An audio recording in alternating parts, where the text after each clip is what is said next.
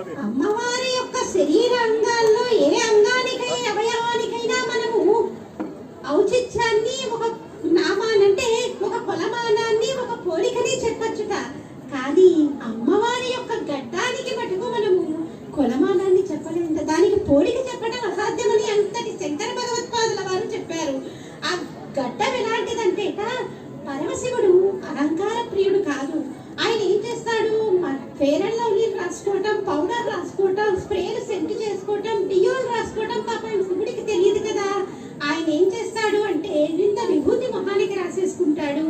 నా పాములన్నీ కూడా రకరకాల సైజుల్లో ఉన్నటువంటి పాములన్నింటినీ గుట్టలో ఉంటాయి. అవన్నీ కూడా చేతికి, వేలికి, అలాగే మెడలో చుట్టేసుకుంటూ ఉంటాడు. యజ్ఞోపవీతం కూడా ఒక నాగుపామే వేసుకుని వెళ్ళిపోతూ ఉంటాడు.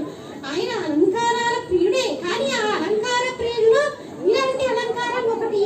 కాబట్టి ఆయన వేసుకుంటూ ఉంటాడు. కాబట్టి ఆయనకి పెద్దగా అలంకరించుకోవటం అన్నది తెలియదని చెప్పొచ్చు. మరి ఆయన కూడా ఎప్పుడైనా తన ప్రతిబింబం చూసుకోవాలి అనిపిస్తే ఏం చేస్తాడట, ఆయనకి అర్థం చూసుకోవటం తెలియదు కదా.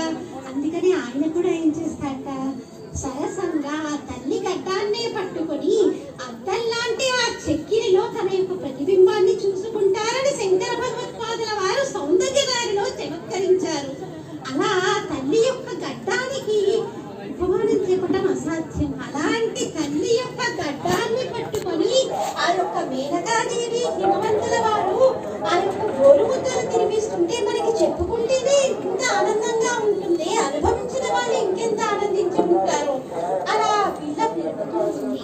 ఇలా పెరుగుతూ ఉన్నప్పుడు ఇదివరకు ఏంటి, ఇప్పుడు 23 ఏళ్ళు వచ్చినా 35 ఏళ్ళు వచ్చినా మా అమ్మాయి పెళ్లి చేసుకోనంటుందండి అని పెళ్లిళ్ళు మనము వాయిదా వేస్తూ ఉన్నాం. కానీ అప్పుడు అష్టవర్షి భవేత్కన్య అంటూ చిన్నతనంలోనే వివాహాలు చేసేవారు.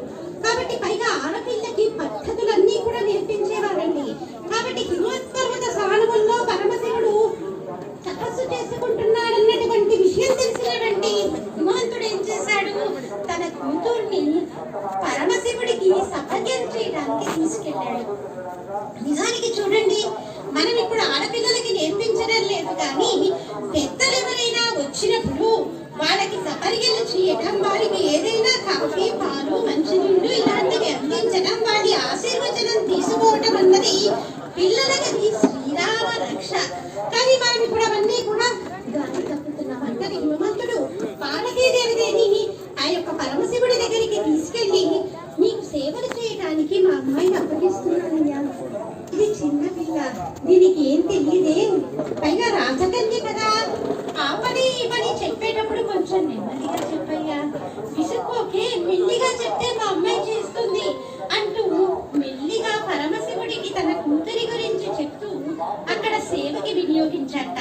ఈ మాటలన్నీ మనకి ఎప్పుడు గుర్తుకొస్తాయండి, ఆడపిల్లకి వివాహం అంతా చేసిన తర్వాత ఆడపిల్లకి అప్పగింతలని పెడుతూ ఉంటారు. ఆవు పాలతో చేతిలో అద్ది అత్తగారికి, మామగారికి, భర్తకి చేతుల్లో పాలని అద్ది అప్పగింతలు పెడుతూ ఉంటారు.